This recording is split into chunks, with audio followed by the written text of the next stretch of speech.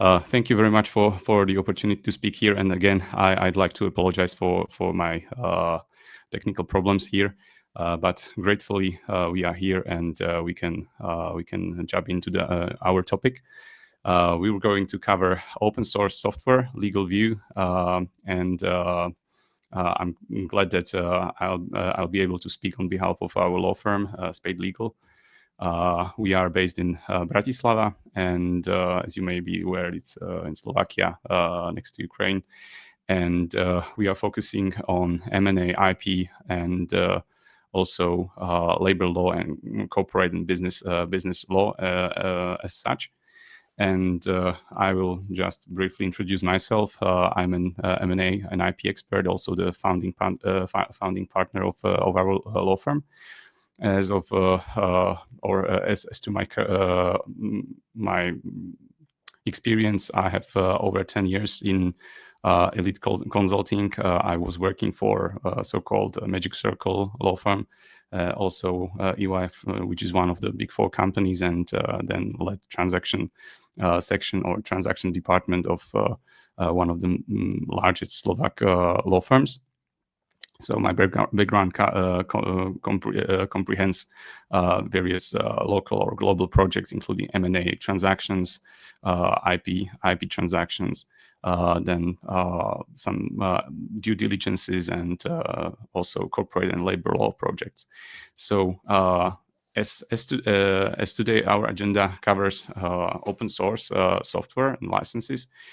Today we will go through copyright and proprietary software just to give us some background on this topic. Then we will cover open source software, which is very specific license.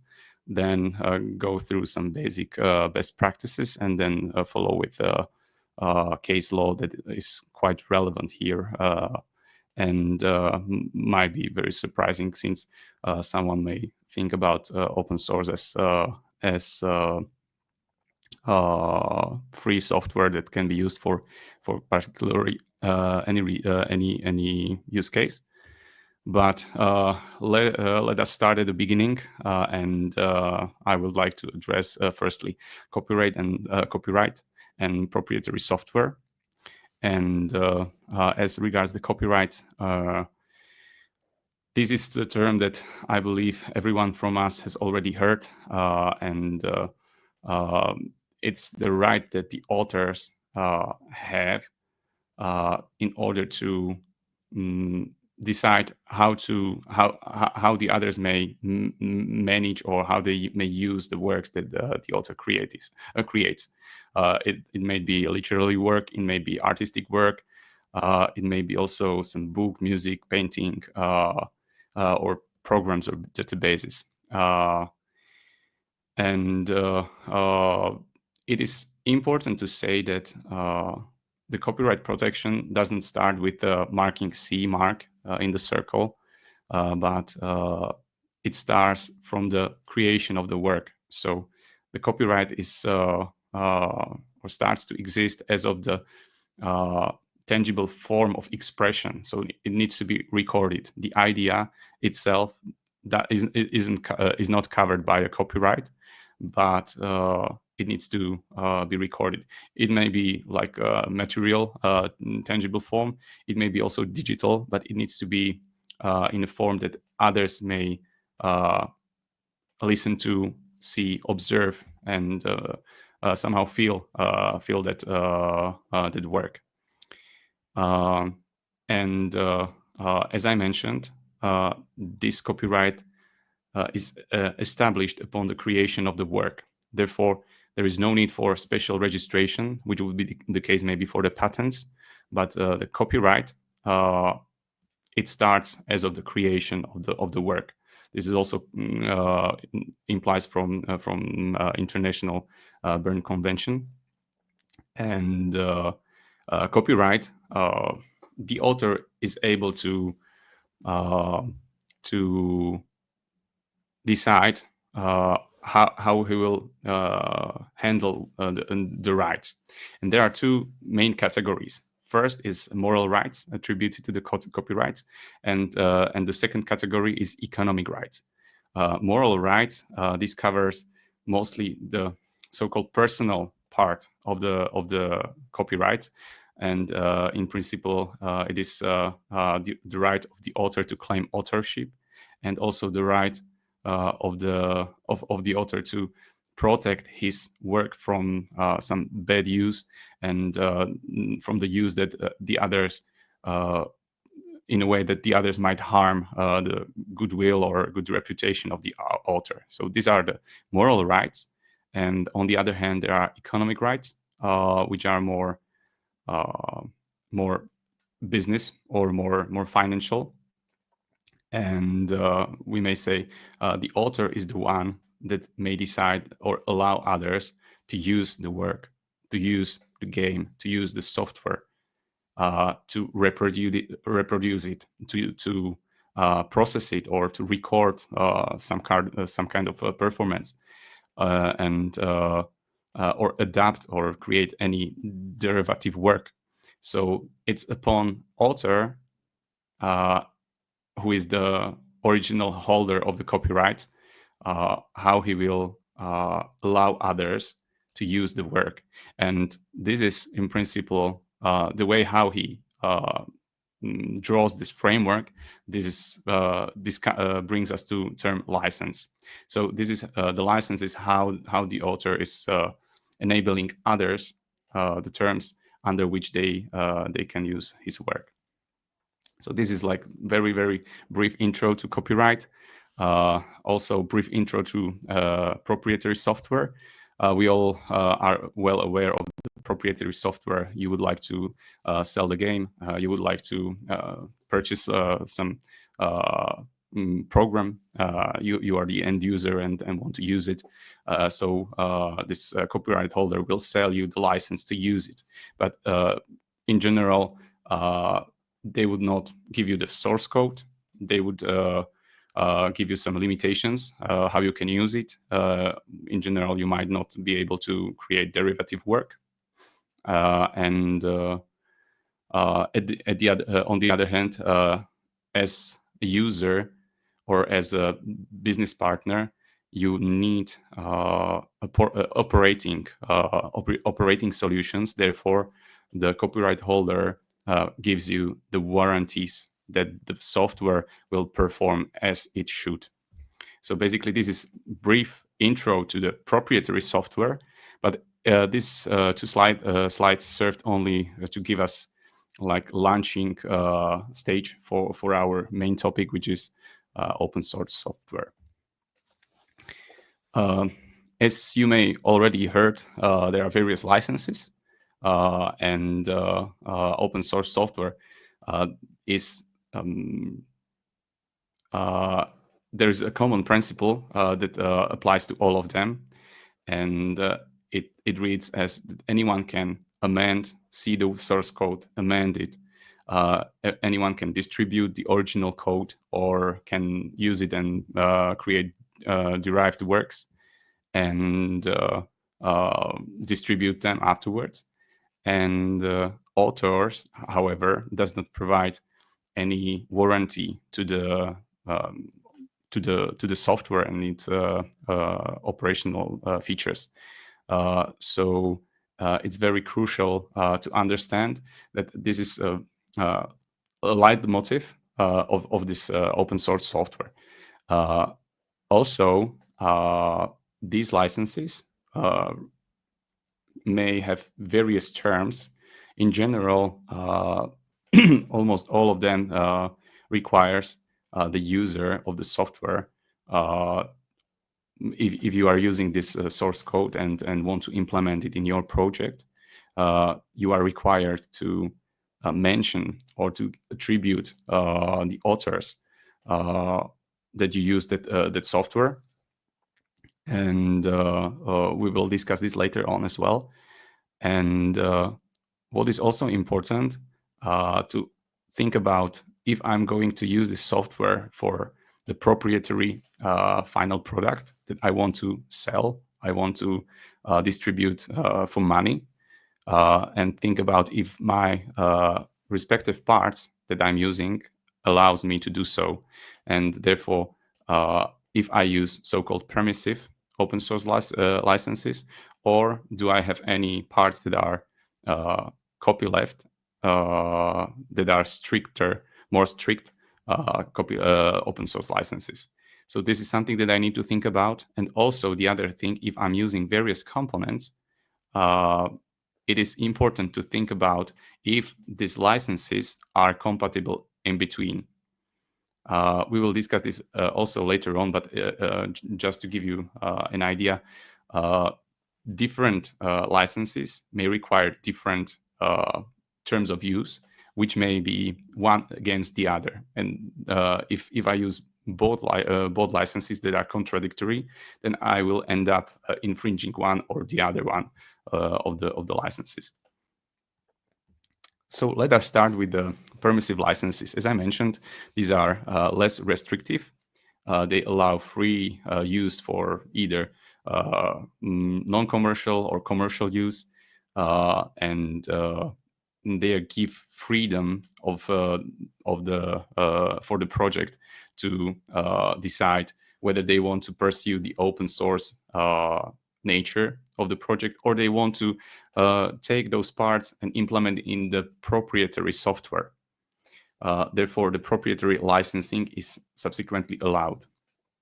I can mention some of them, maybe Apache license 2.0 or MIT license, which is very famous, or BSD license. And for your recall, for our meeting today, I copied here wording of the BSD license just for us to demonstrate.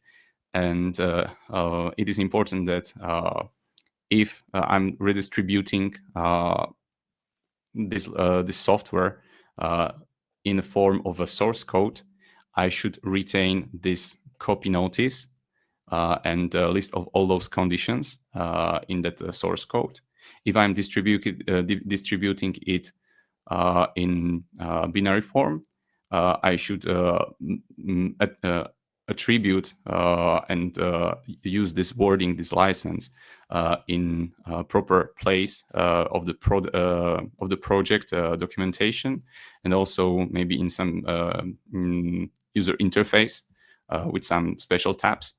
And what is special for the BSD license is the third part, is that, and I believe it's quite good point, that by using this software, you shall not use the authors of the software to endorse or promote your product, which means they are giving you the software freely, but they are not about to be mentioned as your partners or supporters of that product, because they have no control whom they would who would use that that software. And lastly, as I mentioned earlier, the open source software is provided without no guarantee or warranty, and this is the nature of all of the licenses that open source licenses, that the authors are protected and should not be held liable for any operational issues or quality of the software. And basically, it's also expressed here in the term as is. So these are the permissive licenses, allowing you to use the parts solutions licensed under them, also for the proprietary licensing. On the other hand, there are other open source licenses. We call them the copyleft licenses, which are more restrictive, such as GPL, LGPL, or the others. And what is interesting, you may think about them as an infection, because once you include this part in your project, any part of this, if any part of the of your project is licensed under copyleft licenses, in general, mostly GPL, this requires, this will infect the whole project, and requires that all your project to be published under the same license. We may see it also in the wording of the GPL version 2, license that I copied here, that you must cause that any work that contains part or is derived from the program shall be licensed as a whole or at no change to all third parties under the terms of this license.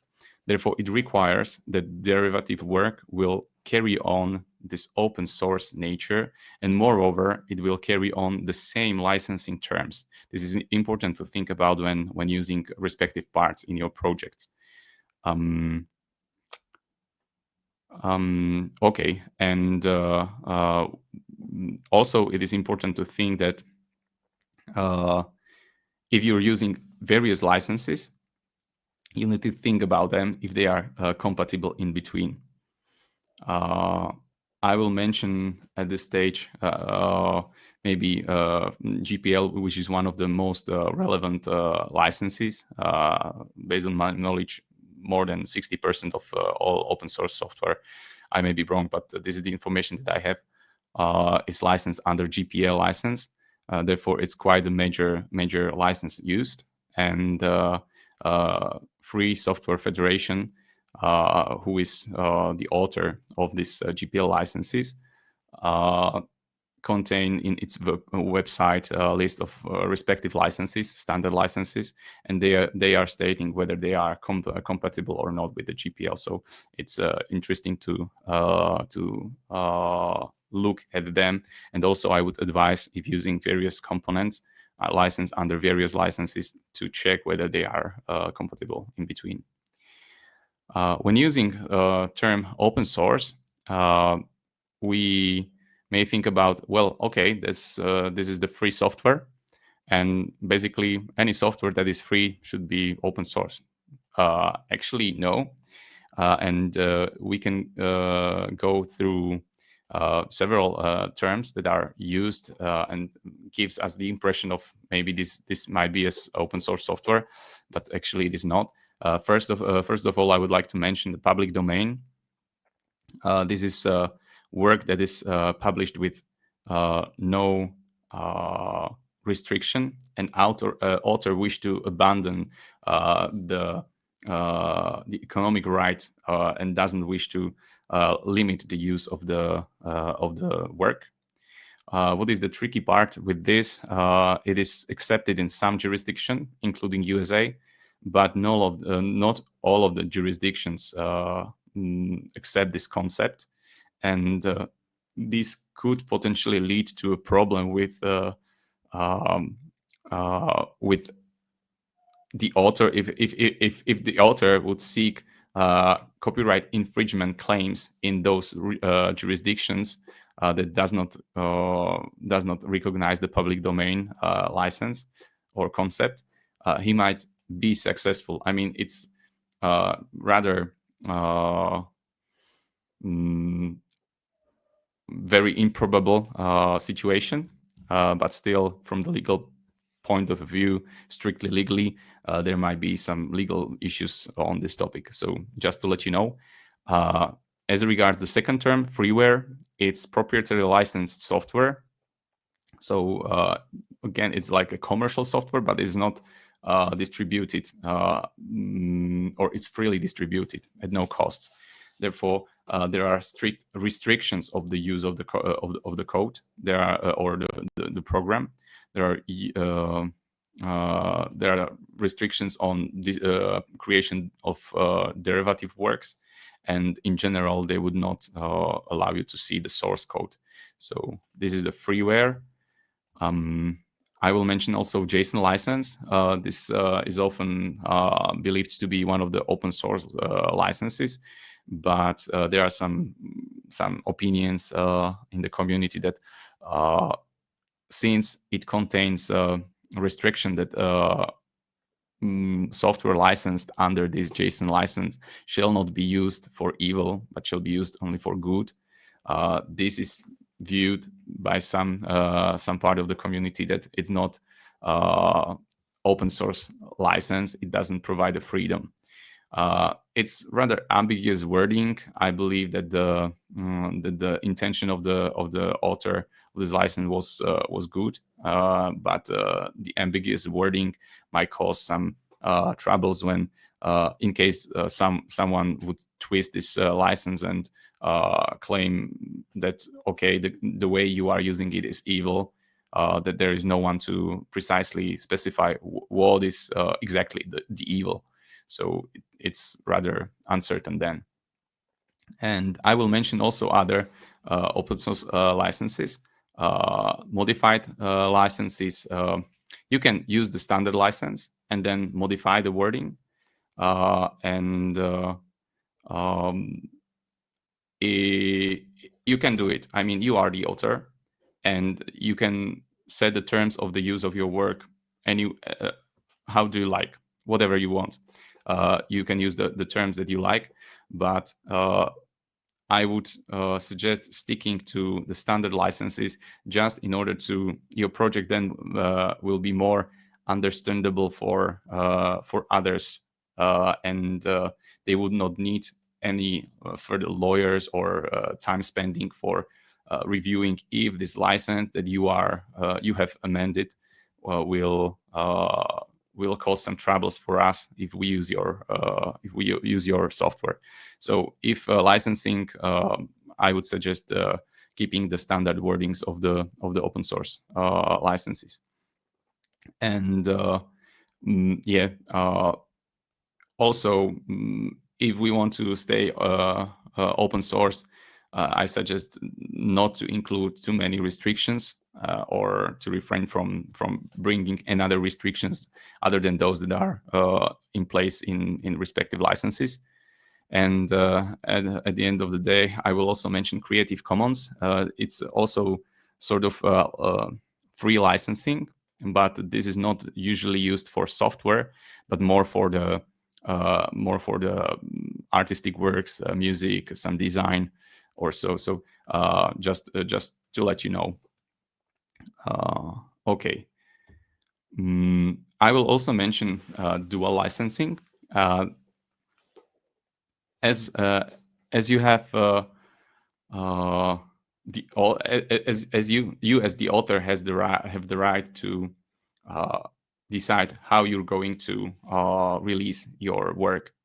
And you may decide that, okay, I will release it for free, it will be open source, but at the same time, I'd love to release it as a proprietary license. And you can do it. You can do it at the same time both ways. And the good thing about this might be that when you are releasing it also in a proprietary way, you may have some funds, and you will gather some financings to fund the development of the project. But it is, on the other hand, maybe strange for the community, or the community of developers might not like it, as they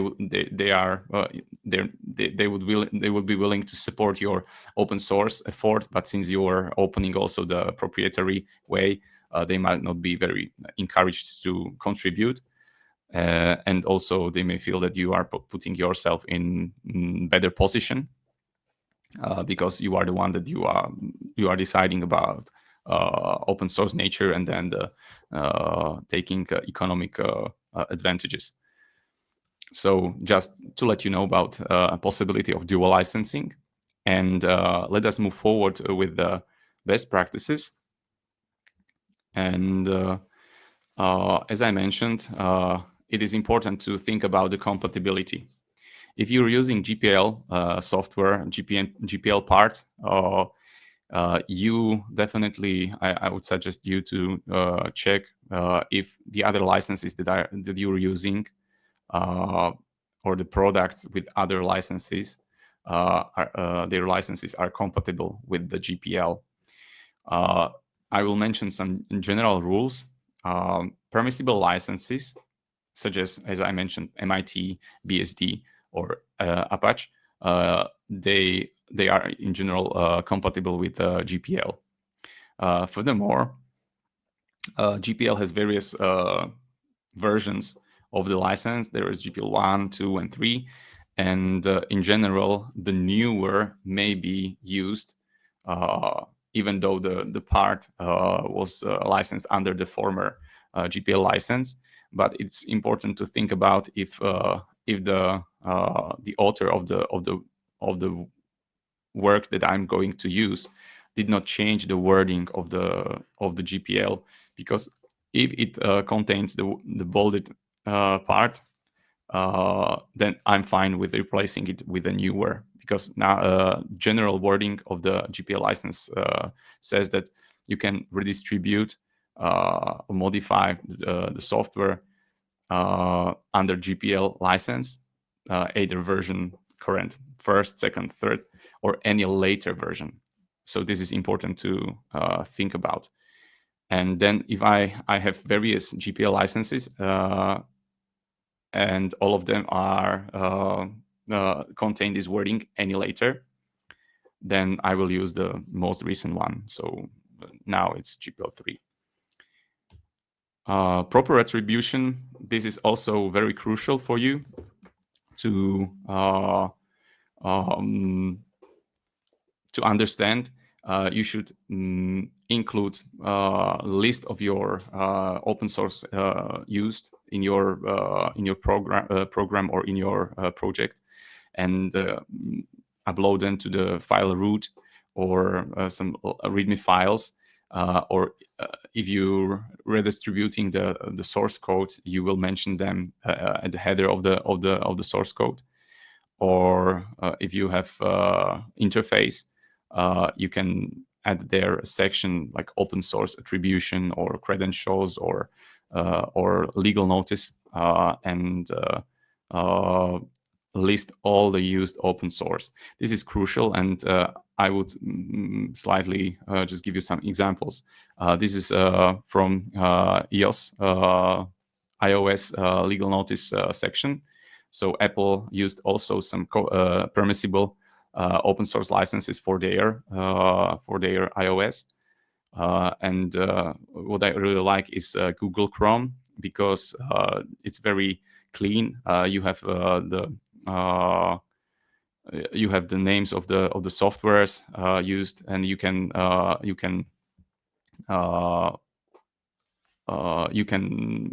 see the license.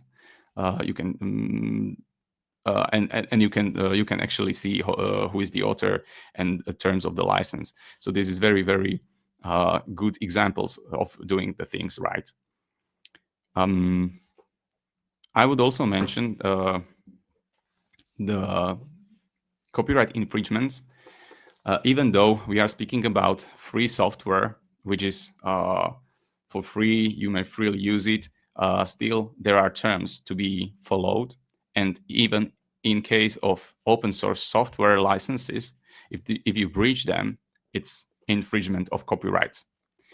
And what is tricky, it's so-called back-end infringement, which means you are using a part that is licensed under open source license, and you somehow rely that this program is okay, but it may happen that in that program that team breached some open source licenses. They used maybe some incompatible parts, and so the back-end infringement might occur. What might be good things about thinking when you can discuss this with licensors, this is good to bring this topic to the table, and they should be able to provide you with assurance, and also include like indemnification in case of potential open source breach claims because of that back-end infringement.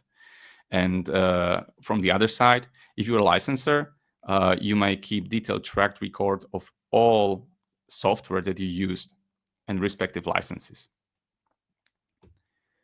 And let me finish with the case law, and I will briefly discuss two main cases. One is Free Software Federation versus Cisco, and the other would be about Linux operational system. And as you may be aware, Free Software Federation was founded in '85 by Richard Stallman, and it's the author of the GPL license. And in 2003, Cisco started cooperation with this Free Software Federation and wanted to implement some of the open source software in their Linksys routers. And they were doing well, actually, and the cooperation was rather operating. Cisco willing to go step by step, but at one stage they refused to continue in implementation all the measures and implementations of the GPL terms, and therefore Free Software Federation filed lawsuit in 2008. What was the reason? Cisco violated the open source license, GPL license terms, and distributed the derivative work without required source code. And therefore, Free Software Federation requested that such distribution would be stopped, and also required Cisco to pay compensation. Cisco acknowledged that the situation was not proper. Still, they stated that they comply with major part of the GPL license and its requirements. Nevertheless, the outcome of this lawsuit was that in May 2009, the Free Software Federation and Cisco settled the lawsuit. It means that there was no judge to decide who was right, but they settled, and based on the terms of the settlement, we may see that who might have been right. And Cisco agreed to appoint Free Software Director to oversee GPL compliance in its products. Cisco notified previous recipients of Linksys about their rights under GPL. Also, it has had to make the source code available and provided also an undisclosed financial contribution to Free Software Federation. So this was a rather important settlement because it confirmed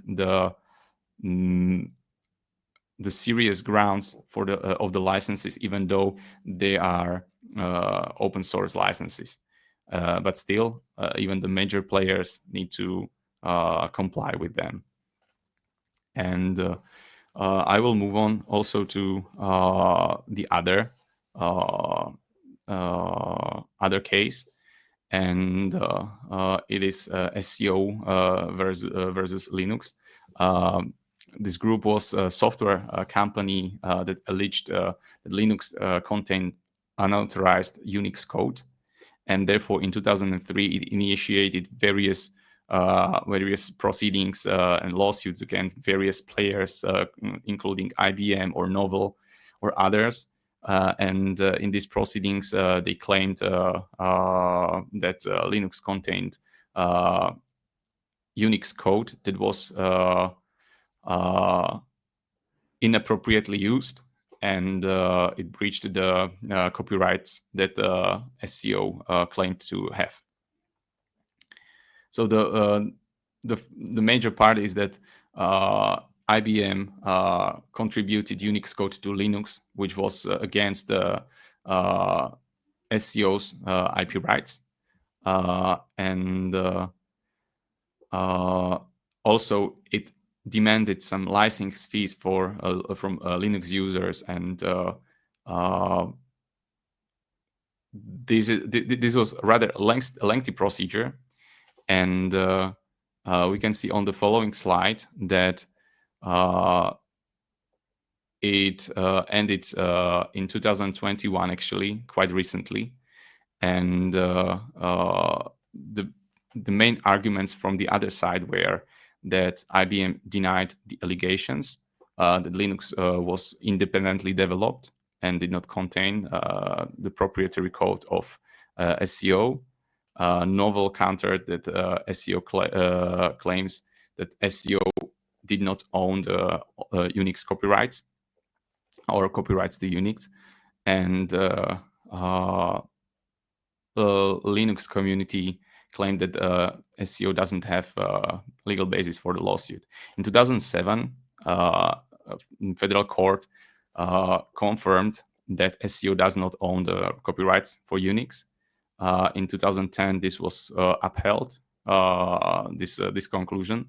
Nevertheless, the rather lengthy procedures and set of those all of those lawsuits came to an end only recently, 4 years ago, in 2021, when IBM settled the case by paying $14.2 million to the SEO's bankruptcy trustee.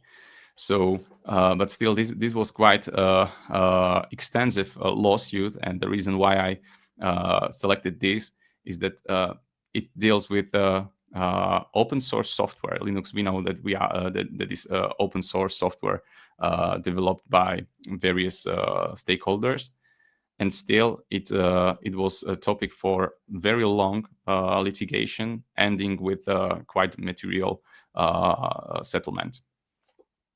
So basically, this was the end of the of my presentation, or at the end, I will just briefly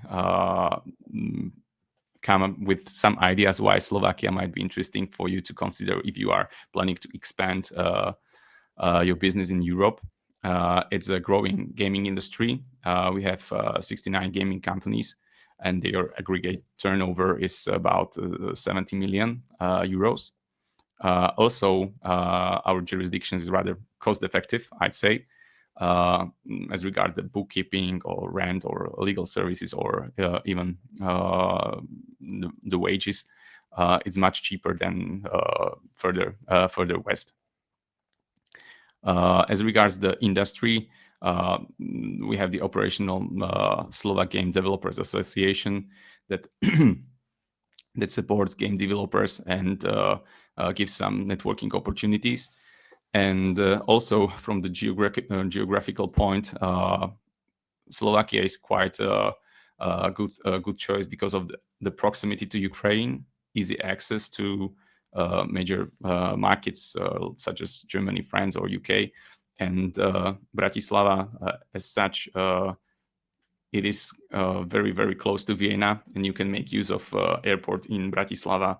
You can make use of airport in Vienna, which is less than hour drive from Bratislava, and you will have access to all the world, or even Budapest. I believe it's about two hours drive to Budapest. So these are quite things to I believe might be interesting for thinking about when deciding where to expand. And at this time, I would like to thank everyone who was listening, and I'll be glad to answer any questions that might have arisen, and I'll be glad to speak to you. Even though if you have no questions for now, please feel free to reach out to me. If you have any questions later on, and I'll be glad to reply to your emails. Thank you very much. Okay, thank you, Stefan, again for your presentation. It was very interesting. So, what about question? I can ask, for example, what if I use open source software in commercial project? What will happen? Well, as I mentioned, you may use open source, but you need to pay attention to what is the license. I mean, if you use permissive license, you should be okay. But on the other hand, you should not, or you should refrain from using copyleft licenses such as GPL. Okay, and thanks. For example, can I distribute the software under a copyleft license that is different from any other license of used open source software? Actually, it is something that you need to think about. Yes, if you're using a GPL license, you need to follow the GPL license. As I have already shown in the presentation, you are about to distribute your derivative work under the same license or later on, but the same GPL license. So it is important to follow the license you are using. And as I mentioned, in most of the cases, this will be case of the GPL license, as this is one of the major license used. Okay, thank you. Additional question about GPL. Are different versions of this GPL license, are they compatible between each other? Yeah. Okay. Actually, these versions, they are being developed by the Free Software Federation. But as I mentioned, also I covered this topic. You may upgrade. I mean, you cannot downgrade, but you can use the newer version anytime if the wording was maintained and did not and the author did not delete it. Okay, thank you for answering. And maybe one last more. What are risks related to breach of open source licenses? Mm-hmm. Yeah, this is quite a good question, and even though it is open source, we have already pointed out two different cases where the open source was at stake and ended up with material settlements. In case of Cisco, we don't have the information about the amount that Cisco was paying Free Software Federation. But in case of Linux, the settlement cost IBM about 14 million. So it might not be relevant for small projects, but you need to think about, and especially when you scale or want to achieve more, that this legal stuff may be important as well. Okay, I believe that's all questions. There's no more room in the chat as well. So thanks, Stefan, for your time, for your presentation. We are happy to have you today. Thank you very much. I appreciate the opportunity to be here and wish you a good day.